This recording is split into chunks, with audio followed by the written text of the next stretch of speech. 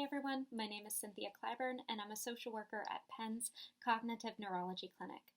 Today I'm going to provide an overview of how to engage your loved ones in meaningful activities and how to keep a structured daily routine during this time at home.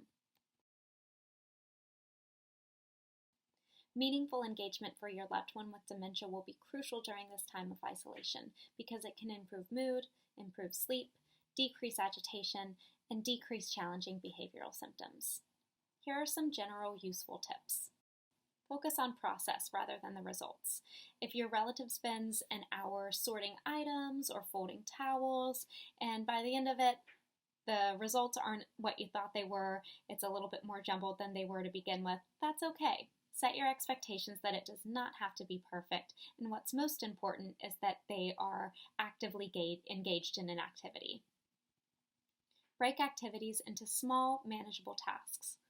For example, if your loved one used to throw elaborate dinner parties, try giving them small, discrete tasks one at a time. Will you mash these potatoes for me, or stir the batter, or will you sit down and look through this cookbook with me? Focus on roles and purposeful activities. People want to feel useful. If your relative worked as a nurse but had to retire, think about what they might have gotten out of their work. They probably enjoy helping people and nurturing people during a difficult time, so you might want to try giving them a case or asking them for advice. You can introduce an activity by saying, I really need your help with this. Can you show me how to do this?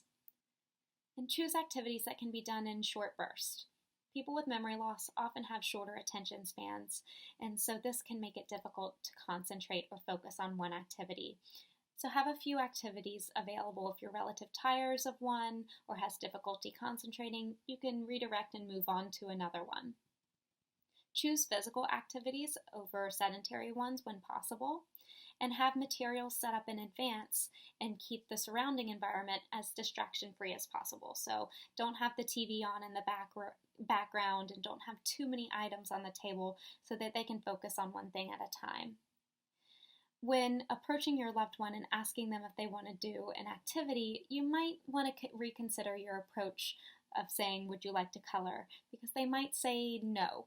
They might not know what to expect. However, if you say, now it's time to color, or I would love for you to join me, that's a different approach and they might be more inclined to join you, especially if you initiate the activity yourself. If your relative refuses an activity, don't force them to participate. You can always move on to the next activity, and you can always try that activity again at some point in the near future. And make sure you're confident with your approach, that you are approaching them with a positive attitude.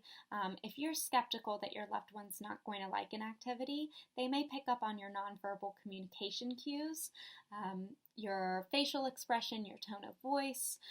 If you're skeptical, they're likely to be skeptical as well, so present something with confidence. Stay tuned for some more tips.